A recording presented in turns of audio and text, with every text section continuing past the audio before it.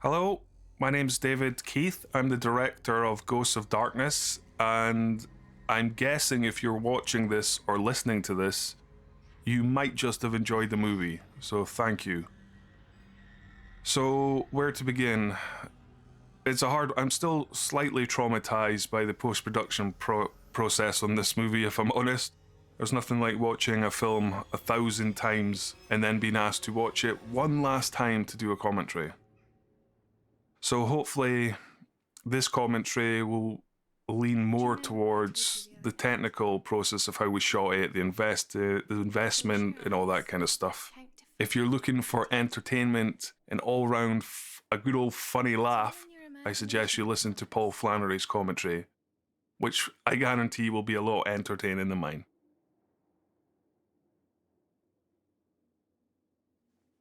So Ghosts of Darkness. This is a movie we kind of pitched around some of the UK distributors early on to try and secure some money to make the actual film. And to be honest, none of them really wanted to do it. The last film we shot was called The Redwood Massacre, and that was a really typical kind of slasher. We kind of only really made that one to kind of test the market, to see if we could make a low budget movie. You know, put it to distributors direct, cut out the sales agent and see if we could make any money out of it. And a lot of the feedback we got from distributors at the time was slasher films don't sell. The whole market is leaning towards paranormal. So we decided, okay, let's make a paranormal movie. So I did like a quick script. Back then it was called House of Shadows. Like I said, pitched it to a few guys, but it's a lot harder than you think to get people to part with money to make any kind of movie, I guess. But eventually, and it was like a really last ditch attempt, we sent it to a guy in the US we knew. He asked for a Skype call. In 15 minutes we had the budget. So it was like a really weird experience. We'd went from, where this film's never getting made, to the money will be in your account tomorrow, but you have 1 month to start shooting this film. So literally, we had 4 weeks to cast the movie, find the locations, get the crew, and organize the whole film. So it was pretty full on.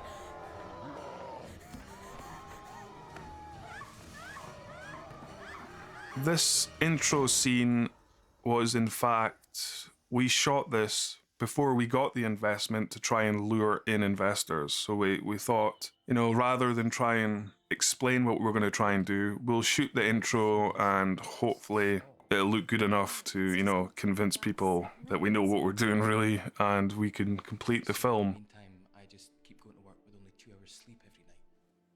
There was so much more effects planned for this scene, and to be honest, it's probably the weakest scene in the movie. The effects, they just never got done. We literally ran out of time. We got to a point where we're like, we were getting put pressure on to hand over the film, and unfortunately, the effects artist guy never got to finish the start bits.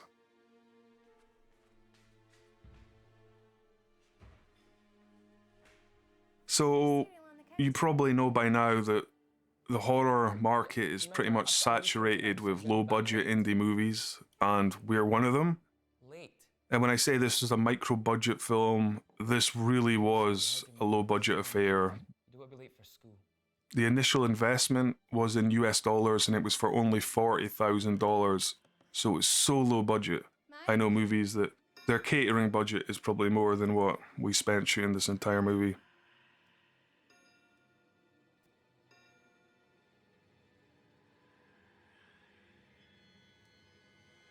One of the only reasons, before I go into this, I may as well say I kind of regret putting in so much violence in the first 5 minutes. As we were doing the script, I kind of thought this was going to be a really cool, scary horror, but as the film evolved while we were shooting it, it's kind of turned into a kind of more light-hearted, I wouldn't say comedy, but it is definitely not scary. Well, I don't think it's scary, but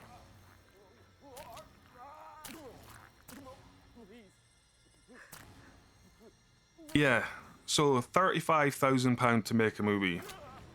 One of the only reasons we can actually do that is our company, Clear Focus Movies, in Scotland, we do corporate video. And we have, you know, like a couple of Avid editing suites. We own all of our equipment, and we're able to, you know, do all the different elements of the film, you know, for delivering to distributors. It's painstaking because I have to do it all myself. The Foley, the ADR, the editing, I had to shoot it, I had to be the director of photography, I had to direct it. And I'm not saying this to sound like amazing, it's just something you have to decide to do if you want to sometimes get this kind of movies done. It is so expensive to make movies. Hiring crew, feeding actors, hiring actors, location. Money starts to disappear really quick. So by me, you know, being able to do all the post-production myself, we kind of worked out that we save about £70,000 if I was to put this film down to London to get graded, sound mix. You're talking that kind of money. It's, yeah. I'm all for doing it yourself. If you can do it yourself, it's definitely the cheapest way to do it. Is it the best way to do it? Probably not. I would love to be able to hand this to people that, you know, do this professionally and just sit there and watch as they transform the movie into something amazing. But I'm not sure that's coming anytime soon. So this place, Argor House, this is a real location. It actually looks like that inside. It's in Fort William, Scotland. It's not far, actually, from where they filmed some of Braveheart. Yeah, it's a weird place. You have to take a little ferry across a river, and then you're on this little tiny island, and there's literally just a pub, that house, and a post office. So you really feel like you're cut off from the world. And we also stayed there for, I think it was about 16 days while we shot all this. You know, so it was a small cast and a small crew. You know, 16 days staying in a house like this, which is so isolated. Maybe it worked out for the best because you had nothing to do but shoot the movie, but I know, for instance, Paul, who's coming down the stairs now, who's from London, I think he struggled with the fact he had to walk about 4 miles to get even Wi-Fi and get his emails. Now, how can I be of service? That's what I was gonna ask you. So let me tell you about these two guys. So when we got the money, like I said, we had about 4 weeks to literally organize the whole movie. So one of the stipulations from the investor was he wanted to have all American leads. Basically, our market for these kind of indie direct-to-DVD movies is North America. So, you know, making a Scottish film, it doesn't really work for them. It's, well, I guess it's regarded as a foreign movie. And like our distributor so kindly told me, our accents are like listening to nails down a blackboard. Yeah, so thanks for that, Keith. I hope my accent's not that bad. So the first thing, obviously, I wanted to do was try and cast the movie as quickly as possible. About maybe 6 months before we got the money, I had went to a show in Aberdeen starring Paul Flannery, the guy speaking now, the guy with the ridiculous moustache and goatee. He does a show called Nightmare Live, so anyone in the UK that's my age, 35, will remember that from your childhood, that show where the guy walks about with a big helmet on his head and blah blah blah. So he's doing the live version of that in theatre, and I got invited to go and watch that from an actor friend in Aberdeen where I stay. And as soon as I saw Paul, I knew he had to be in this movie. In fact, the way he plays the Jonathan Blazer character isn't that far from how he acts out his nightmare character on stage. So my wish list started with Paul Flannery. I'm the best at what I do. See, I'm sensing a little bit of hostility. It's coming from The second one, which I have to say, he's not US, obviously, but I thought, you know what, I think we can get away with casting your stereotypical English character. I guess a lot of the audience in America think everyone in England speaks nice and posh, you know, like with a nice London accent, so a bit like Sherlock Holmes, I guess. So I thought we would get away with that, and we did. I never really got any comments back, thank God, from the distributor once he saw it. But for the other lead, Jack Donovan, I knew I had to cast a US actor. And the strange but true way I did it was by to go on Google and type in US actors in UK.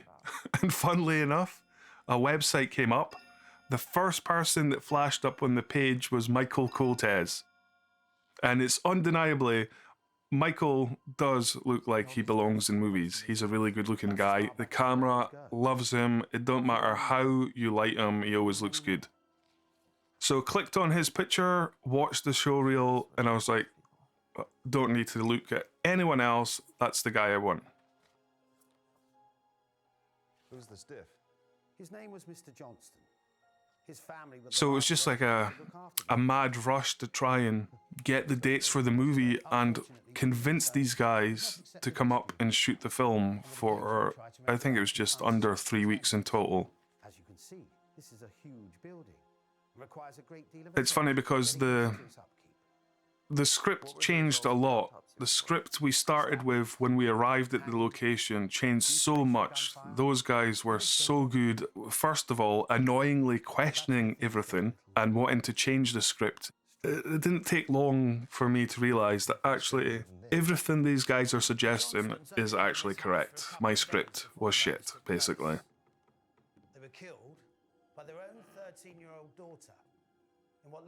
So those guys spent a lot of time like changing the dialogue, and I really have to give credit to those guys for a lot of the comedy, and for really sorting out the script so it made a little bit more sense. The structure of the shooting script never changed. They just came in and changed between A and B, if that makes sense. I always knew how I wanted to start the scene and how I wanted to end the scene. And then I just let those guys go away, and if they wanted to change anything in between, completely fine with that. And towards the end, and now actually kind of watching it back, thinking back to the original script, I'm so happy they did.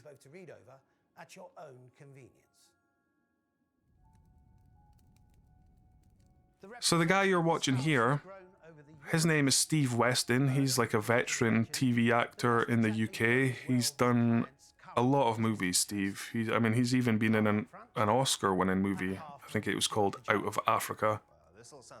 When I used to work for a film company here in Scotland, they used to hire Steve up quite a lot at the time to do like documentary or corporate jobs, so I got to know him pretty well. He's since kind of moved on to producing his own movies, but I thought this film just kind of suits him down for a T. I know he absolutely loves Scotland, so it wasn't hard to convince him to come up for, I think he was up for about 3 or 4 days to shoot all his stuff.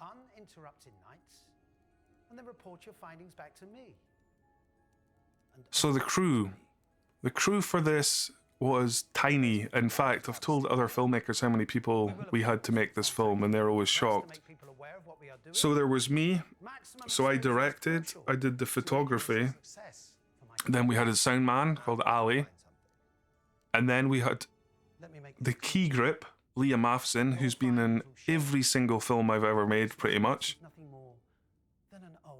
And then we had 2 students, I think maybe 3 towards the end, but 2 initially came up for the locations shoot. And what we did was, because the budget was so tight, we went to our local college in Aberdeen, asked if we could basically borrow 2 film students that are interested in making movies and take them up and give them work experience, that kind of thing. No offense, but conning people. And I think, yeah, it worked out good. Most of the credit has to go to Liam because he was ultimately their boss, I guess. And at the end of the day, you've got really enthusiastic students coming up to shoot a movie. And I think I knew you were. maybe that, you know, for the first couple of days, it's cool, you know, making a film. But then the realization of how boring it can be and repetitive to get these things, you know, made, probably setting in those guys. And they're probably, I know that one, Sean, he never went back to college after making the movie. So I don't know if that is because he was so traumatized or maybe he's been inspired to go out and make his own film. You completed the job. The other guy, Adam Faulkner, he helped, lay all the dolly track and all that stuff. And towards the end, really helped in the light. In fact, they were all good. I can't really complain. But you know, you spend 16 days together in a little house, it's going to get a little bit weird. Either of you wish to leave before the agreed allocated time, you'll both forfeit the second part of your payment. You're locking us in here? A couple of bad bits of ADR there, but About this condition. What about a change of clothes? I didn't bring any with me. Why 3 days? so Paul's suit, I can't even remember how we got to this ridiculous suit. Alleged. I do remember we did buy a few different kind of suits. Good luck, gentlemen. Have a In the original script, I think I even had Jonathan Blazer wearing some kind of weird cape. It was going to be that ridiculous. He was going to be like way over the top, you know, flamboyant, psychic. And then we kind of reined it in. Was he serious about the clothes? I can't wear this for 3 days. Rented. The other members on the crew, Lorraine, also the executive producer, she also did the focus pulling. And for anyone that doesn't know what that is, it's the person in charge of keeping the actors in focus. It's a pretty crazy job, and she did an amazing job at keeping these guys in focus. The way we shot it and the cameras we used really made it hard for her, and I think she only got one shot out of focus out of the whole shoot, which is amazing considering all of this movie was pretty much shot at 2.8 flat open on the lens. And for filmmakers hearing what I'm saying, you know that the focus can get pretty crazy when it's, you know, when the lens is that far open. See, I'm sensing you have a problem with people like me. What do you mean, people like you? Oh, yeah. Psychics, mediums, the rakishly good looking.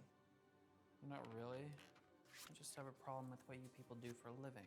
I help people.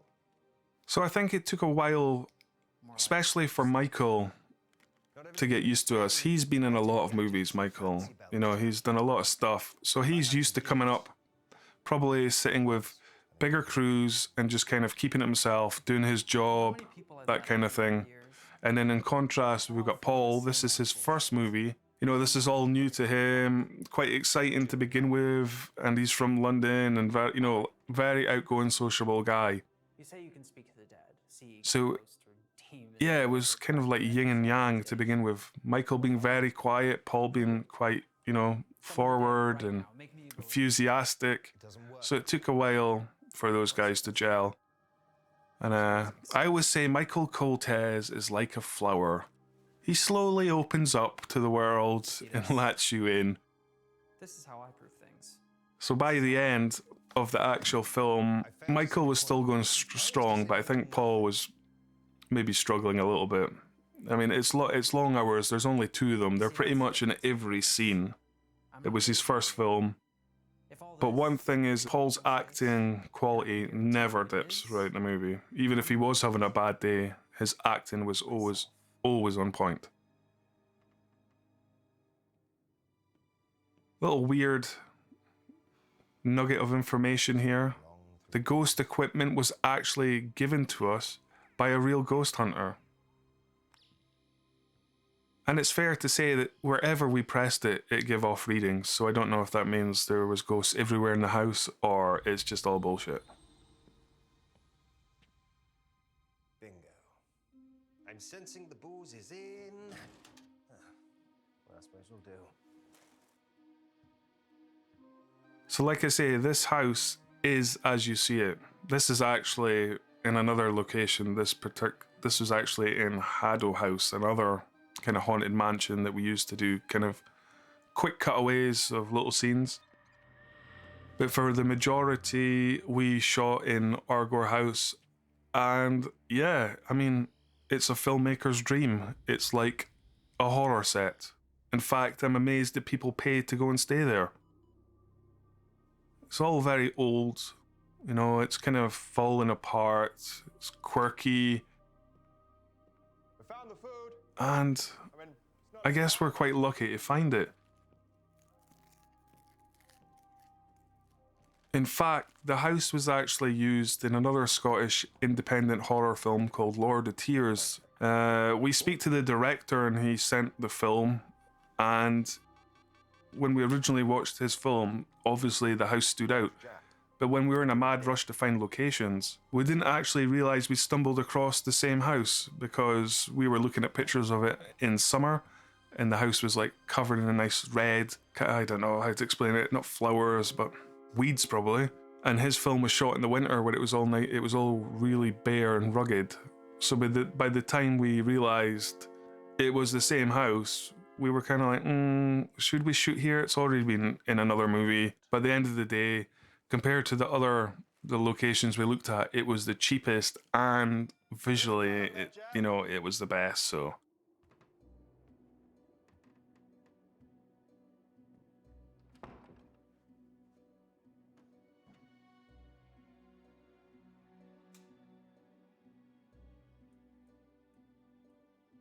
So here's Michael back in the room we used at the start of the movie.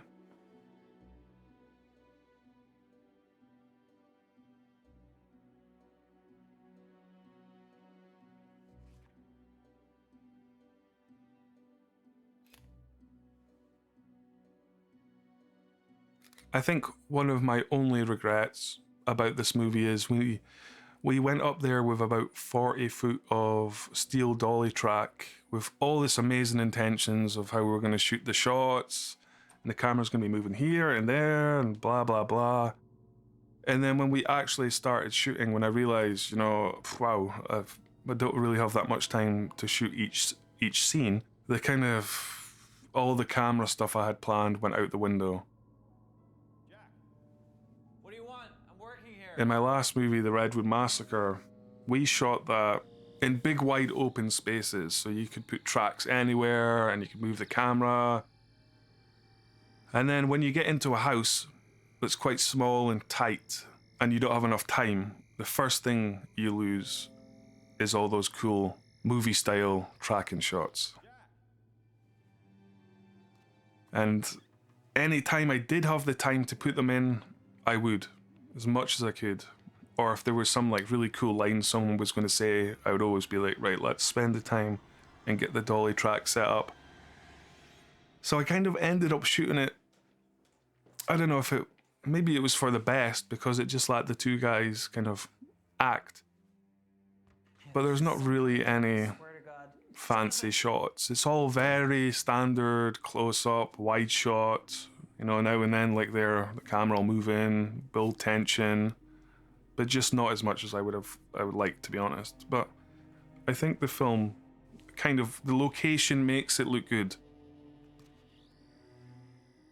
And I think what Paul and Michael do together kind of make up for anything, that's missing cinematography-wise.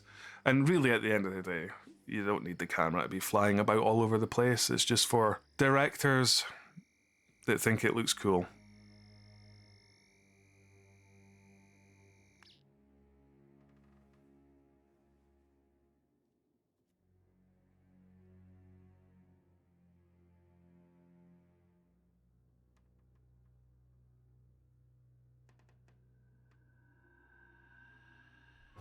Jesus! What the hell, man? What do you want? Well, I found something. What did you find? Oh, no. This I have to show you. Were you in this So a bit of technical information. No. We The door's locked. decided to shoot this on Blackmagic cameras, 4K or 4K ProRes 442, which isn't really 4K. I mean, Huh? you're losing a bit of the quality. But Isn't this the greatest at the thing you've time, ever I seen? still wasn't convinced even shooting 4K, because this is a direct-to-DVD movie. It'll probably come out on just DVD, on physical DVD, and you'll get like a 1080p version on VOD on, you know, like whatever, PlayStation, Xbox, that kind of stuff.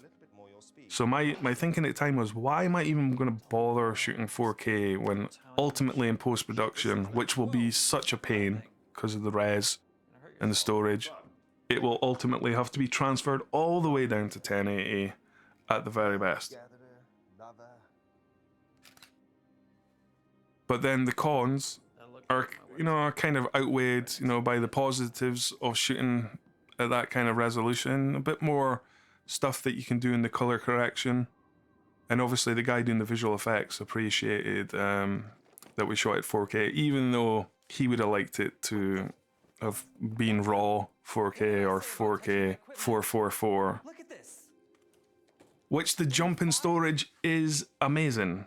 I mean, the reason I chose the ProRes 4K 442, I think on a 500 gigabyte card, we got about an hour and a half. If I shot 4K RAW, we were getting 11 minutes. And that, you know, I mean, that is a hell of a difference in storage and time to transfer, and, you know, it was just... So...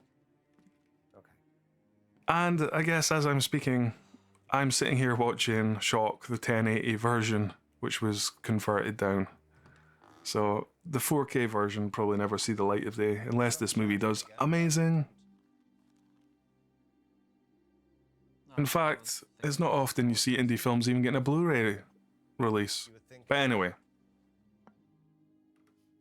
Here's Michael Coltez and his ability to make any lighting make him look amazing.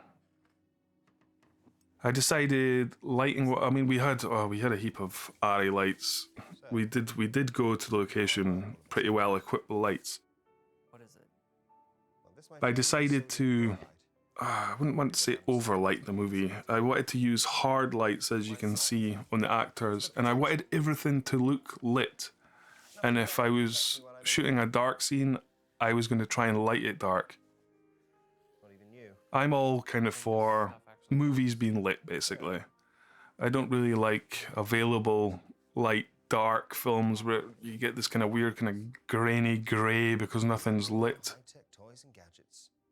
I think you could probably get away with that back in the day when they were using film, but for me it just looks terrible in digital. So I call it the Indiana Jones lighting, where everything is all nice and sparkly. You know, it looks cool. There's always some kind of amazing highlight around them, or amazing light source, which would be impossible, making them look good. My wife, on the other hand, hates this kind of lighting and is always moaning, trying to make me darken it or, make it look more natural. Well, why don't you ask them what next week's lottery numbers are? How's a ghost supposed to know what next week's lottery numbers are? Most of them don't even know they're dead.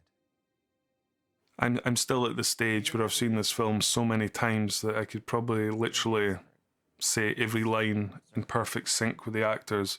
It's a little bit traumatizing, you know, like I say, to keep the money down, doing all the post-production yourself. So you cut the movie, you do the sound mix, the dialogue, and then you do the Foley, all the footsteps, anything the actors interact with that didn't get recorded live on location, you add in, and then you mix the score, and then you mix them all together, and then you color grade it, then you have to watch the movie about 1,000,000 times before you hand it over to make sure it's perfect. Then you have to do the 5.1 mix. So by the time I handed it over to the distributor, I was pretty much, I wouldn't say I was having a nervous breakdown, but I think I was going slightly insane. On the last couple of days, I think I had to watch this movie about 11 times, and it's an 82-minute movie. I mean, that's not long in movie standards, but having to watch the same film over and over again is quite a thing.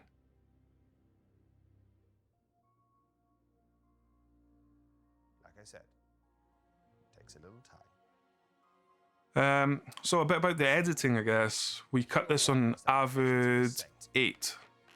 I think that was At the time, the only one that allowed 4K footage to come in. Oh, I can't remember now, if I'm honest. It only took 3 weeks to cut the whole movie. You know, because I directed it, I did the script. It was so easy for me, you know, to cut the film. So 3 weeks to do an assemble edit of the movie. It was the sound that just totally flattened me. There was a lot of technical issues with the location sound, and it really added months and months to the editing and trying to get the sound mixed to sound half decent. I mean, it was mostly dialogue, but it turned out we never really had any kind of wild track. Normally we had the actors mic'd up for dialogue, obviously.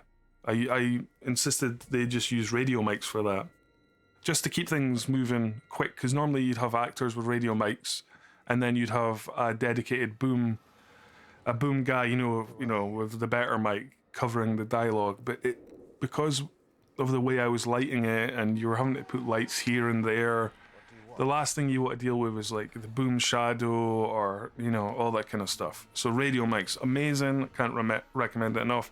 Sped things up so much.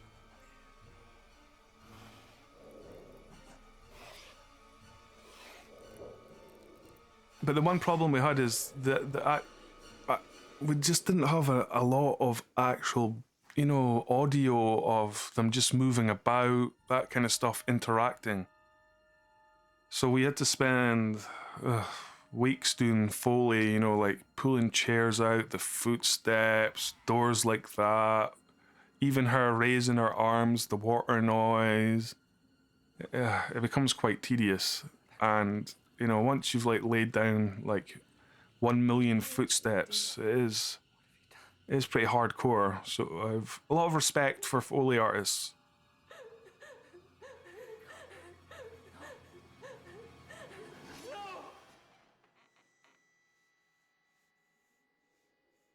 And plus, there's a lot of library sounds that you can get for these movies, like these ridiculously loud footsteps that are about to make Michael question, is there someone outside my door? Yeah, there clearly is, and he's obviously wearing like the biggest boots ever.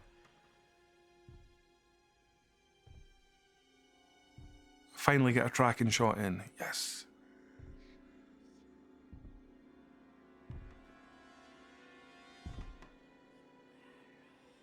So the music was done by a guy called Niall Mathewson. He used to be in a rock band, well, he still is in a rock band called Palace. And judging by some of the photos and that, and the amount of gigs and all that he did around the world, they must have been pretty goddamn good. Like proper stadium stuff. But he had a small recording studio not far from where I live in Scotland. And I can't remember how we first met. I think we were doing a music video, and he mentioned he did film scores. So I was like, why not? He lives not far away. He has a studio. Amazing. Let's book him. And then he moved to Cambodia just as we started making the film, and I was like, oh god, well how's this going to work? But our last film, The Redwood Massacre, I worked with a composer. We've done 2 films together, one called Attack of the Herbals, the other one Redwood Massacre, and we've still never spoken on the phone. We did the whole score by email, just, you know, like my notes, her sending bits, me writing more notes and blah blah blah. But obviously now with Skype and all that, creating a score obviously is hard for Neil, but the information loop, I guess, between me and him was so much easier because we could just speak on Skype. You know, it's easy to send, you know, big files down the net now and so forth. And I think Neil did a fantastic job on the score. I really like it. But something happened last night. I got a message on the board.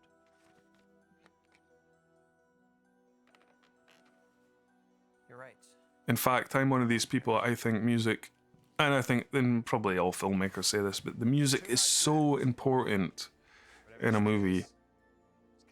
And we could have went a couple of different ways with the score with this. We could have made it more horror, like more kind of drone, you know, like more traditional kind of scares. But I wanted it to be like a big, not like Disney, But I wanted this score to be light-hearted, Oh, that can't be good. you know, really part of the movie. And there's not many times in the film where there's What did I do? no music playing. Motion So he had a hell of a lot of work to do.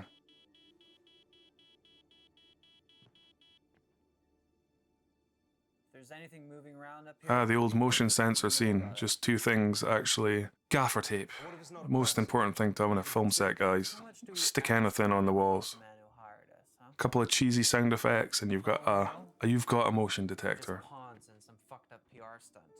I mean, I wouldn't be surprised. So this was if Michael and someone Paul was changed all this dealt with dialogue. scenes It was so much better than what it was originally. Let's face it, we're in the middle of nowhere. Those pictures look real to me. And we were really banging these scenes out. We were That doesn't Lorraine, who was And what if it's keeping tracks of what we had to shoot every day. We were shooting a lot of scenes per day. It was pretty full on, but when I'd done the script, I deliberately kept all of the scenes very short so I wouldn't burn myself out as we were, you know, filming the movie. Enough to forfeit your share of the money, Jonathan? You know, it's like every scene was like a little tiny short film. It had its start, its middle, and its end. And after that was done, reset, start the next little scene. You know, so it was never like, phew, I've got so much coverage to get. I've just shot like a 10-minute scene and now I'm going to spend like 12 hours trying to film all the coverage to make this scene work and edit. The scenes were like snappy, short, straight to the point. And I think for indie horror movies, I think it's best to keep the scenes moving quickly, you know, because sometimes if you haven't got enough money and there's not a lot to show visually on screen, you can at least keep the pace up. Or maybe I'm wrong, maybe people thought this film was so boring, I don't know. So this scene was, Michael came up with this scene. He thought it would be good to try and, I guess, maybe show little flashes of his... We always intended to show little flashbacks what happened with his wife, but he thought that would be a nice scene, you know, to break up him just walking about the house, basically like what he's doing now. So coming up is my stepdaughter Morgan, playing the evil child. So not a far stretch for her.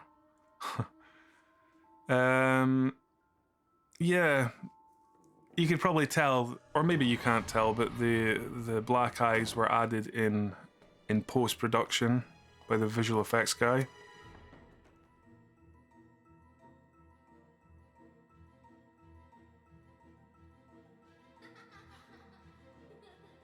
In fact, this house, the scene coming up where Michael or Jack Donovan falls in the swimming pool, the house actually did have a swimming pool. What did you The only downside to it was it had no heating, so it was freezing. And I think we made Michael jump in there about 4 times. And from what he told me, it was just as cold each time. A little bit of light-hearted entertainment for you there.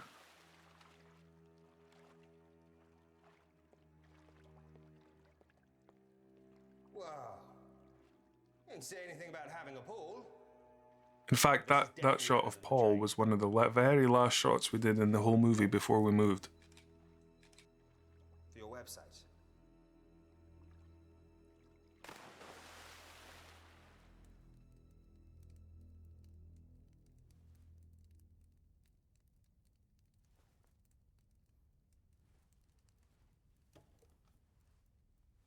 What did you see? I don't know.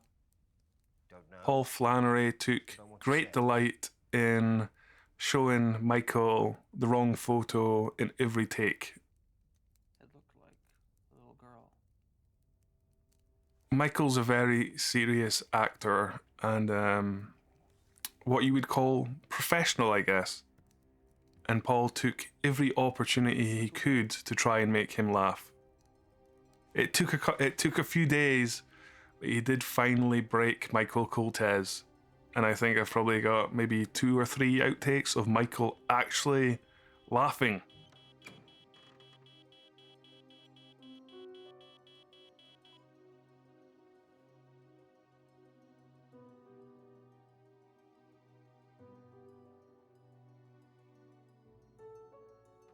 And yep, this is one of the crew's bedrooms. You know, we all stayed there for the 16 days, so we all had a bedroom, and unfortunately quite a lot of those bedrooms had to be used in the movie. So every couple of days we'd have to kick someone out the room, get rid of all their clothes, and shoot a scene.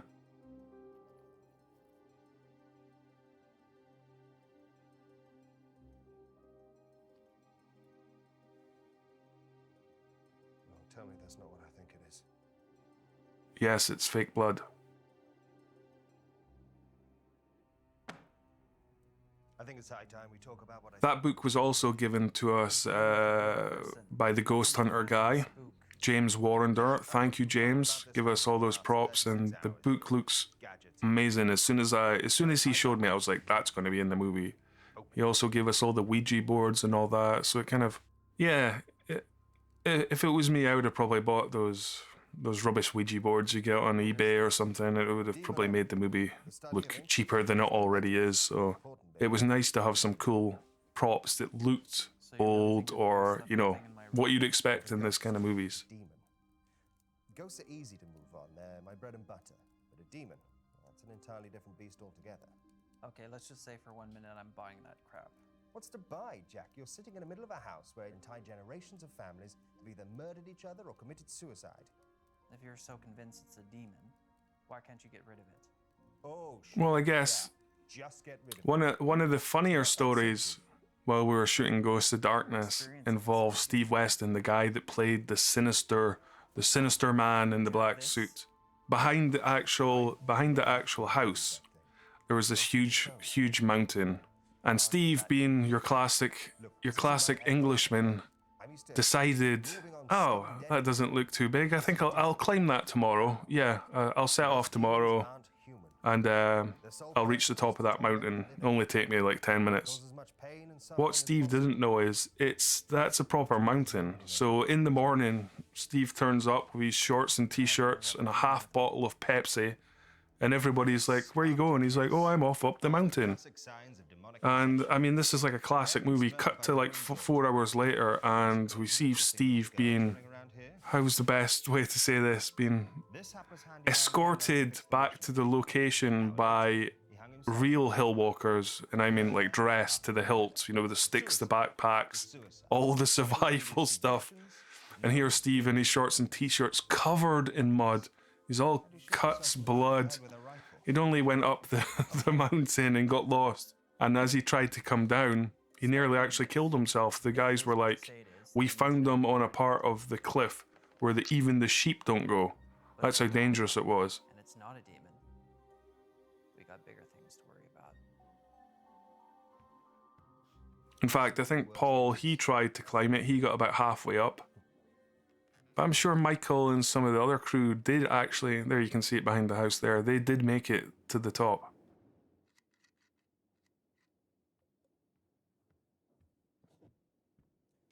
You're wasting your time.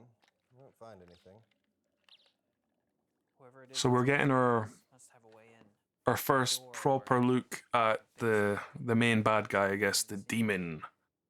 Which originally, when we shot the movie, was just a guy in a mask with some weird kind of Death Reaper costume around him. It was really low budget. We didn't think it through, and it wasn't until we were in, you know, cutting the film together where I was like, this really sucks ass. This looks so bad.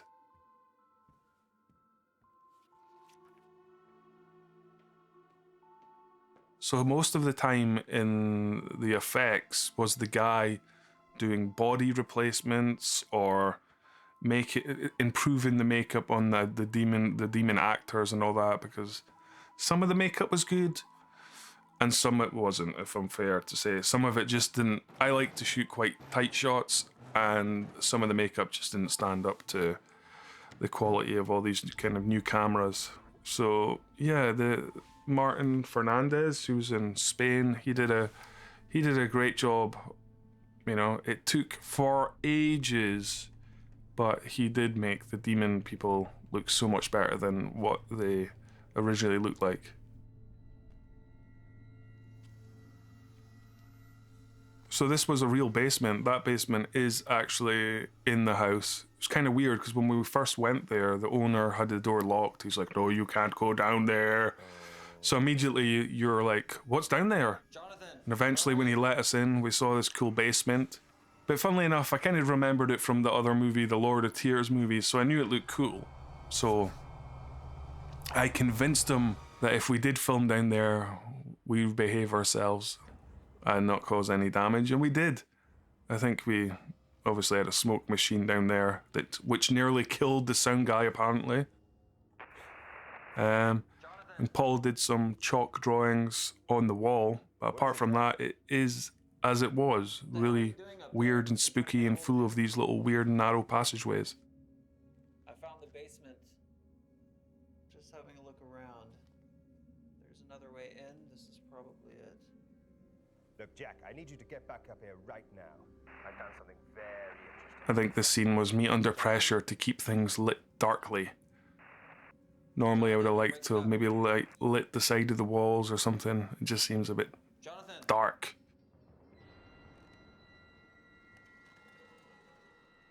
This was another scene we just came up with.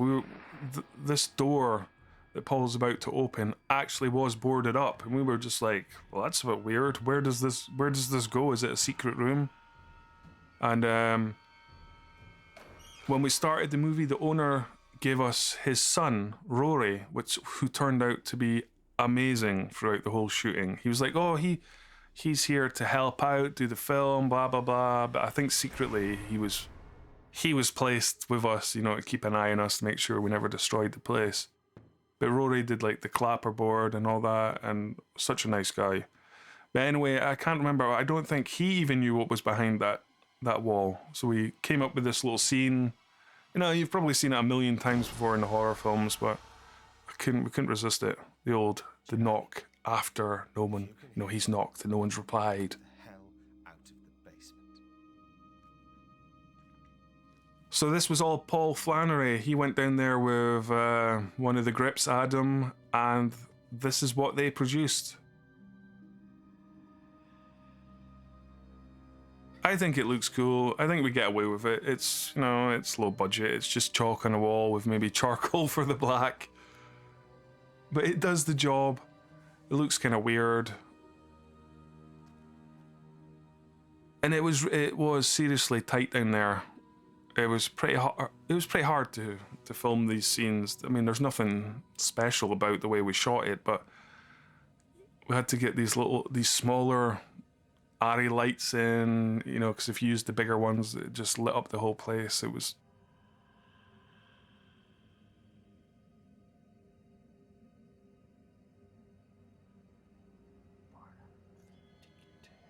Originally, we had Morgan. She kind of appeared. She rose up behind Michael, and at the last moment, the effects guy made her fade in, and I'm still like, it's a bit corny. The old ghost fade in.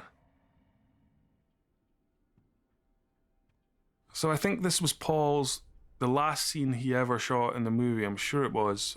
Jack? This is another location, and it was late at night. We'd done, you know, like 16 days filming. Everyone was starting to feel it. And yeah. And by this point, we had a different crew that had come in, another couple of college students. What do you want? And funnily enough, the voice of this guy is done by Big Beard, the guy you see later on in the film with the beard, Liam Matheson.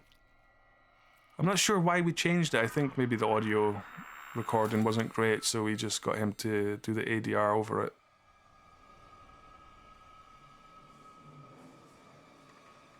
And him actually pulling the knife out his back was shot weeks and weeks after I think we finished making the movie.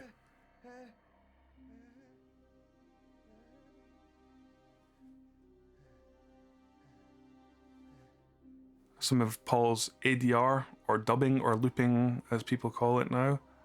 So we had to fly Paul up from London to Scotland to do a couple of days of additional ADR recording, which for those who don't know what that is, it's just if the audio recording location wasn't good, you get them to try and say it again and sync it back up with the picture.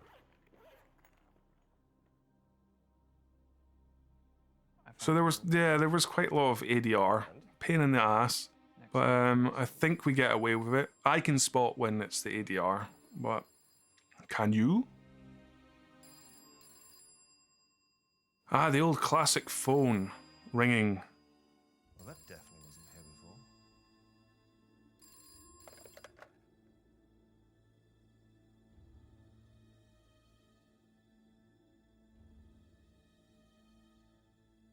There's no I've probably seen this kind of scene in a movie like a million times, if I'm honest, but it's still quite fun to shoot. I couldn't help put this shot in with the chord. Horror cliche number 2000. That's not possible.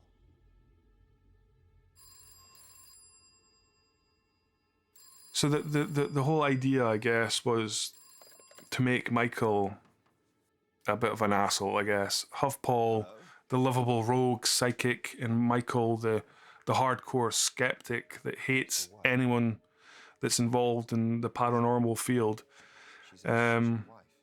We thought it'd be cool to have Michael have a backstory to try and explain why he's such a dick. But I think the way Michael played it was quite good, because I don't think you don't hate him, you know what I mean? You're just like, oh, he's a bit short with people, isn't he? He's a bit rude. But then as hopefully as it's explained with his wife, and especially with the next scene coming up, you know, it comes full circle, and then they become best of friends. Rebecca? It's the wonderful Lisa Livingston doing her best crying voice acting. In fact, I think I just lifted the sound from the actual end scene where she's the demon wife and just reused it for the telephone effect. Jack? I always like this scene. Hello? What was he expecting? The voice to still be there?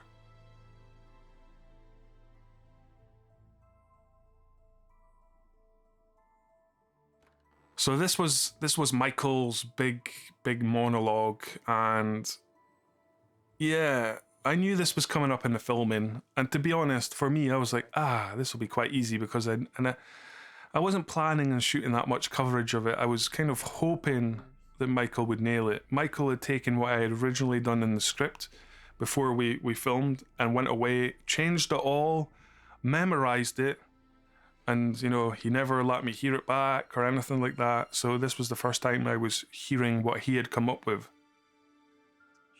So as I was filming, I was like, oh. And obviously as the tears started coming down, I was even more like, wow, this might be actually quite good. Because initially I was going to film a heap of flashback stuff, you know, with him arguing with his wife and blah, blah, blah, you know, to try and make it a bit more interesting. But as Michael did the first take, and I shot it in a massive big close-up, so I'm sitting there looking through the viewfinder, and I'm like, wow, this is quite good. So we decided there and then that his acting and his story was strong enough just to keep it really simple, have no no flashback story, and just let Michael or Jack Donovan sit there and tell the whole story. And then fingers crossed, you guys watching at home are invested enough in the movie, you know, by this point that you're willing to sit there for like 3-4 minutes and listen to him tell his backstory. As the movie making world goes, add some cool music, heighten up the emotion, get some funny cutaways from Paul, which we shot in about 2 minutes. He literally sat there and I just says, give me every single emotion you can within that certain period. Because I think Michael's monologue went on for so long, we did a number of takes, and then obviously when he started to cry, when I was doing the different angle, I had to say to Michael, Michael, you know that tear that came down? Well, I kind of need you to get that same tear to come down at the same place on the next take. But he managed. It's amazing. He managed to control his tears. That's acting. She was convinced this thing was trying to kill her. So, yeah, sounds awful arty-farty filmmaking stuff, but we allowed Michael to go away and sit by himself, for a while.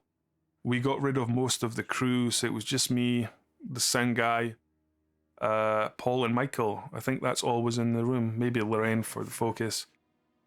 And ran through the scene 3 or 4 times, I think. Got the cutaways of Paul, and that was it. I took a Avid editing suite with me, so I had an Avid suite set up at the location. So I was able to kind of like monitor the rushes, I guess. Had a quick playback of this. So happy. I couldn't save her. Obviously for me watching this, like this is like the 1000th time I've watched it. Obviously this scene can drag on for me now, especially as I know every word he's about to say.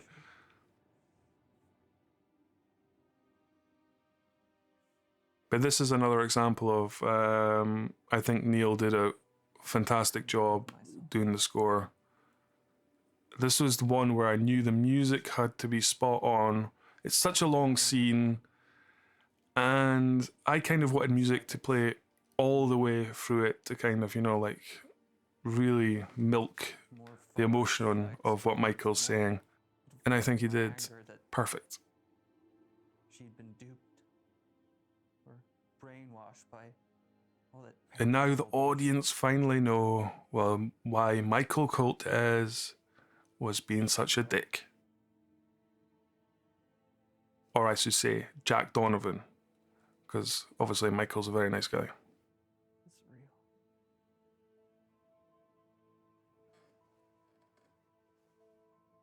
Should have got a kissing scene put in here. I remember I had one of the actresses come round and do ADR, and she was watching this and she was just laughing. She's like, "It's so homoerotic, I love it." And I was like, oh, I don't know if that's a good thing. That's not what I was really going for. It was more like a buddy. Now they're buddies, not lovers. You're up early. Couldn't sleep. You? So this was Paul's idea. He thought it would be fun to recreate a scene from earlier in the movie where he came in and said the same thing to Jack Donovan. And this was all Paul Flannery. He took the script away the night before and came up with all of this. Memorized it so we could shoot long, big tracking shots in one. And yeah, I hope it makes sense. Since then, something's been drawing them back here, murdering them. I found something else among the lists. And Paul also decorated all the sets that he was involved with. Like the Ouija board scene in his room, that was actually his bedroom. He like went round the house and collected, like a magpie, I guess, all these great crazy books and pictures, and funnily enough a picture of a duck that's just behind that chair. So, and I can't stress enough when, to make a movie, it's hard. It's a lot of work. It's a lot of hours. So it's so important to get people that are enthusiastic about what they're doing. Or if not enthusiastic, very professional. That's how it delivered the cards to us. That's how it's drawing its. I've made a lot of movies, short films. People have the assumption that it's like what they see on TV, it's very glamorous, and that it's not. It's such a slow process. And yeah, you've really got to, want to make movies and understand how they're made, to endure a film shoot. Otherwise, you will go crazy. How many shells have we got? 2 in the chamber, 1 here. Let's hope it's enough. Yeah. So I'm all for using prime lenses. So we used 3 Canon Cine Prime lenses for this movie: 24mm, 50mm, and 135mm. And obviously on bigger movies, they'd have Son of a lot more variety, I guess, in lens choice. Son of a bitch. But those are my 3 favorite lenses, and in fact, probably about 70% of the film was shot using a 50mm prime lens. I just like the way they look. I like the depth of field. Different strokes for different folks, as they say. What words? There's some writing on the wall in Latin. It said Barnum Vindicte. Barnum Revenge. Oblitus. Forgotten. But my ultimate lens is the 135mm lens, as Bruce Campbell likes to say in his books. That's the big Hollywood close-up. That's the lens that makes everyone look cool. I've got some pretty big guns. But when you're shooting in tight conditions, it's pretty hard to get those lenses in. But again, anytime I could, I would get that big lens on the camera. Basement? The basement's the door he uses to leave. We need to find the door he used to come in. That could be anywhere. I think I know where. Show me. That's a real photo, but obviously we, through the magic of Photoshop, added Steve Weston's character to the end of it. I like it. We'll perform the ritual here. So those actual shots of the house were shot during the day. So through the color correction, managed to kind of grade it to look like it's night. We added in the lights in the house, and Ready. do we get away with it? I don't know, but I think it looks okay. I think it passes for a night shot. I've seen worse. So what now? Now we wait. This could take some time. Oh, that didn't take long. What's that? Ignore it. So this was in the second location we used called Argor House. Sounds This was the last 5 days of the shoot. So we spent 16 days at the Argor House in the cool spooky mansion, and then we moved up back to Aberdeen, which is like 100 miles difference, and shot the remainder of the film in. This is back to the other place. It's kind of intercut, but the last 5 days were spent in this freezing cold old house in Aberdeen, Aberdeenshire, Scotland. And the only thing I can really remember thinking back is it was quite a miserable experience because it was just very cold. There was no like heating. Even to go to the toilet, you had to travel like miles just to find this place. And everyone was feeling, by this point, everyone was like, oh, is this film ever going to end, basically. So, and a lot of the crew had left. So it was like a proper skeleton. It was just me, Lorraine, Paul, Michael, another Michael on sound, and Matthew Cooper also helped do sound. And that was it. So it was really... It felt like we'd went from making like a feature film that was all organized. We had Liam doing the key grip, taking care of that. Lorraine doing all the organizing, and then for the last 5 days, it felt like we were making like some kind of weird indie short film with no money. So it was really, really had to be dragged over the finishing line.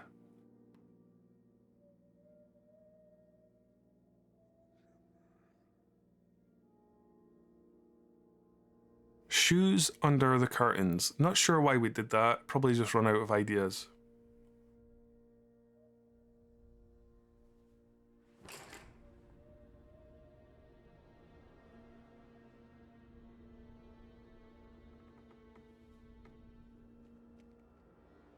The question is, if Jonathan Blazer never took a change of clothes, why did he take spare shoes?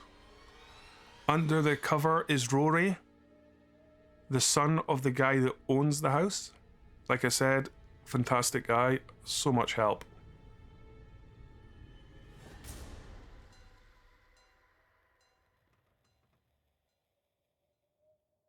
And now coming up is Lisa Cameron. She was the lead, I guess, in our last film, The Redwood Massacre. I think I'd given her enough time to recover from that. So this was probably a piece of cake for her. Her and her boyfriend Lindsay, who plays the guy with a big kind of shotgun blast in his head, came up for a couple of days.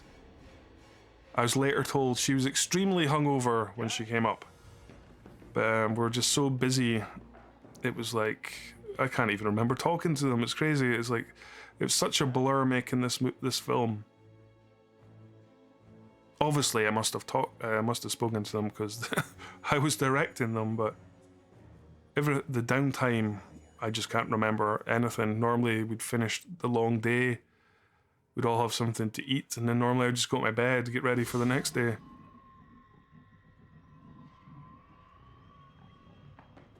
Oh, Jesus Christ, Jack! Gotta get out of here. No, we have to complete the ritual.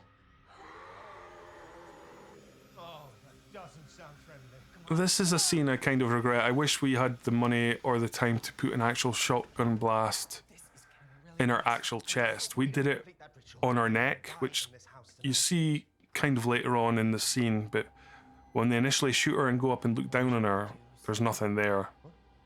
And that's kind of annoying because that just kind of like screams out, low budget. I think thinking back, I think we actually scheduled or planned to have the effects guy digitally put the wound on her, but the effects went on longer than the movie took to shoot, including post-production. I think he spent like 5 months doing the effects, and really we only got maybe 30% of what we'd originally planned. So it's a little bit disappointing, but when you've got like the distributor knocking on your door asking where the film is, there has to be that time when you're like, enough's enough. It's going out like this.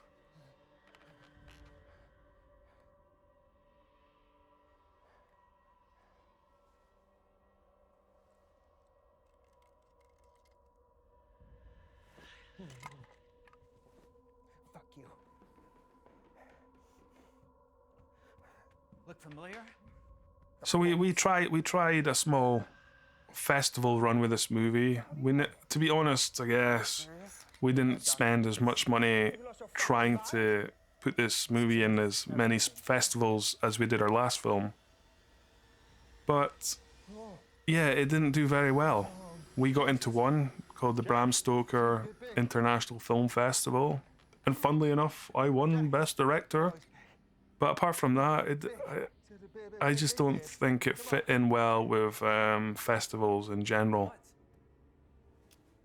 And as I'm recording this commentary, the film is just away to come out. The film comes out in the US in March on VOD, and it's like the 20th of God, what month is it? It's the 20th of January 2017 as I record this. So I don't even know if people are even going to like this movie. So I might be just sitting in this room recording myself for nothing because people are never going to listen to this. But the feedback we've got from random people in this industry that we know has been really positive, and people say they enjoyed the film and find it funny. And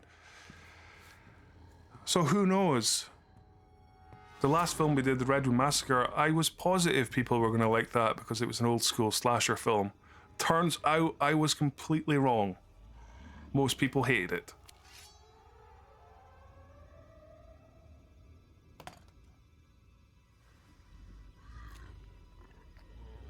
So that's Liam Matheson. He was the key grip and starred in all of my short films as we're coming up. At the last minute, we decided to get the effects guy to make his eyes look a bit wonky and add a bit more detail to his face as the makeup kind of sucked. I think we get away with it. Looks kind of weird.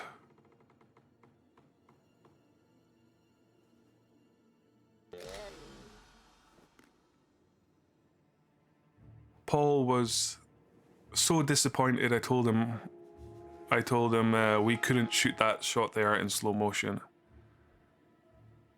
It was an older camera, Blackmagic camera we were using, and it wouldn't allow us to shoot 4K in slow motion, which was a bit of a pain.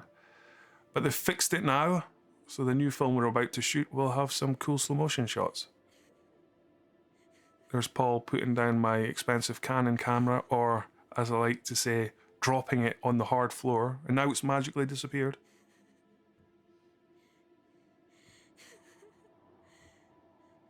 This is what I refer to as my hell night. It's the only night I had like a kind of not a breakdown, but I was just struggling so much. It was like, oh, we started filming this about 10 o'clock at night, the scene with Paul and Morgan, the little girl. And lighting it, it's just, I'm watching it back now, reliving the pain as I say this, but it was just horrendous for me. And I think we're at like 1 o'clock, and still nowhere near finishing the scene. And at the end, I just decided, right, I'm going to cut this scene way down and shorten it. Otherwise, we're going to be here all night. And that's what I did. Pretty much half the scene. I think you're allowed at least one crybaby moment while shooting a movie.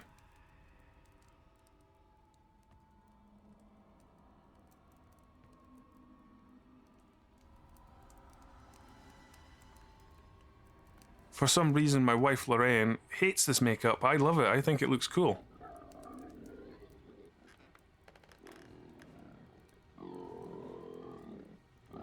In fact, I think it looks brilliant.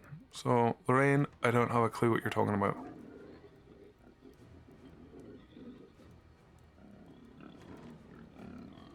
Again, this was a scene I had much bigger ideas for. Yeah. It was going to be a lot more different, a bit more action, a bit more horror, and we just kind of run out of time, and this is what you get. I mean, it's not bad.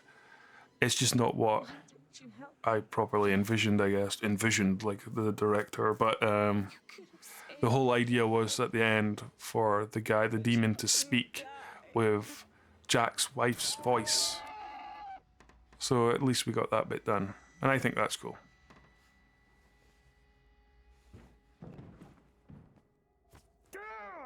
And obviously we had various dummies that we could stab with pokers and knives and all that kind of stuff. Old school horror techniques, which we used to such great...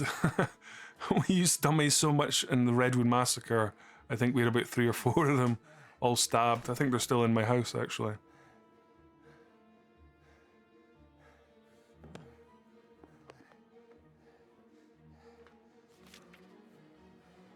Demons of all sorts.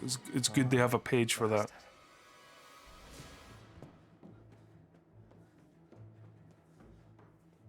I call upon you, O spirit of hell. Appear in my presence before this circle of Solomon. So high-tech special effects coming up here involving the crew blowing the candles just out of shot to create this amazingly convincing candle scene. I am the stag of 7 tides. I am the white flood on the plain. I am the wind on the deep waters. And again, Paul came up with all this by himself. I don't know where he got it from, but it's certainly better than the crap I had planned in the script.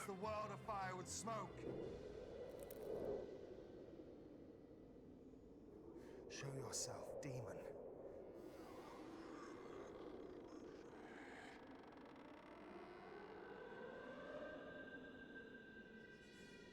Jack, what the hell are you playing at?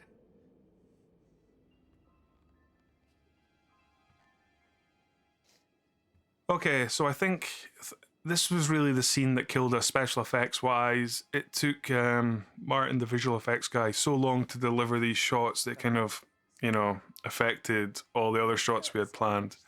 And to be fair, it wasn't really his fault. When we watched back the footage, the makeup just didn't look too good. It certainly wasn't good enough to, be in the climactic, revealing end scene. So Martin painstakingly motion tracked Lisa Livingston's face and added on all the cool the demon look, which I think looks amazing, if I do say so myself. So much better than what we originally had. Again, I know this sounds quite negative, but this was another scene which I had such cool ideas camera-wise, cameras tracking in and out and all this cool stuff, and then we just didn't have enough time to do it, and I ended up having to film it like a bad soap in a way, the standard 2-shot, mid-shot, close-up, mid-shot, close-up. But I think Neil's music score kind of elevates it.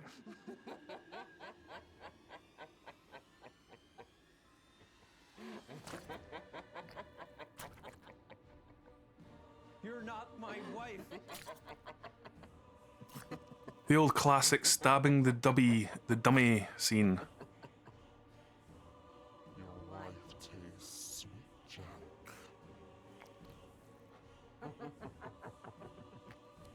I think her close-ups held up better on the special effects than the wider shots like this. Her face seems to go slightly too dark, I think.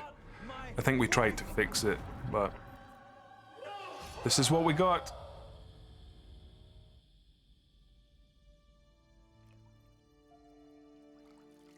Ah, all is revealed. So that's why you had the cross. See, people, it's all coming together now. It's all making sense. Oh, Michael, you got a little cheeky kiss from Lisa Livingston on that day.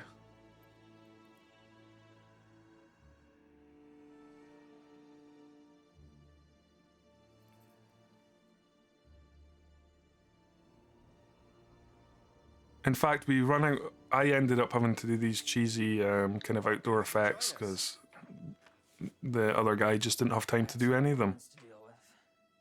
Let's finish this. I'm fine, by the way. Start reading. In These names that are above all others, whether constrained by chains or returned to darkness, may you never disturb this house again. These guys said these lines so much they actually started to question their own sanity. This went on for about an hour, the various shots of them saying this line, and I think, especially Paul, I think he felt a little bit stupid by the end of the day.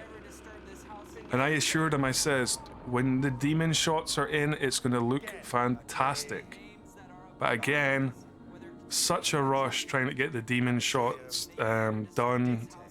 We ended up even cutting down that sequence, and as much as a good job as the guy did, it's not exactly like Hollywood standard, is it? Let's be honest, it does look a bit fake.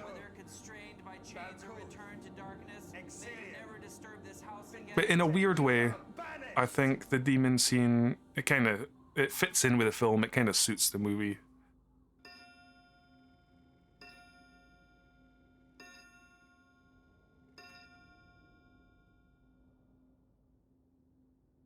that it? I don't know.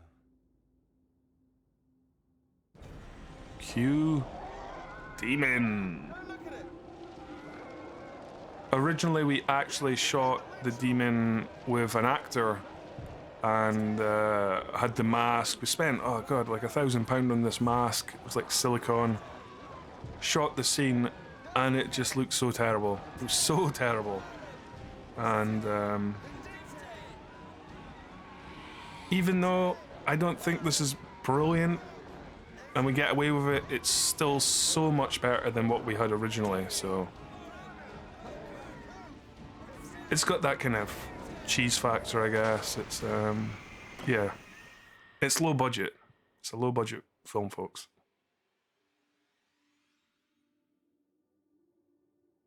This can't be right. But this scene coming up is a scene the effects guy got some time to do, and I'm so glad he did do it. He kind of added some effects over Michael to make evil Jack Donovan. Just in case you didn't think he was evil strangling his friend Jonathan Blazer, we made him have red eyes and a bit of black under his eyes.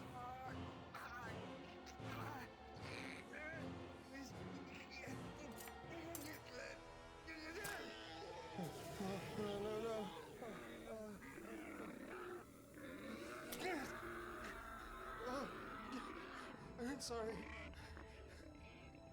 I always thought we had to kill Jack to have some kind of payoff in the movie. I've had them hating each other, then they like each other, then Jonathan Blazer kills him. But looking back, if I never killed Michael, Jack Donovan, this film could probably have a pretty cool sequel. You know, I think those guys work pretty good together. Maybe I'll take Jack Donovan back as a ghost sidekick on the next adventure of Jonathan Blazer. Sorry, Jack. And I asked Niall to repeat some of the music from earlier on when Jack's going on about his wife. I thought it would be cool to kind of play that similar style music over the death scene, which I think works, but maybe not.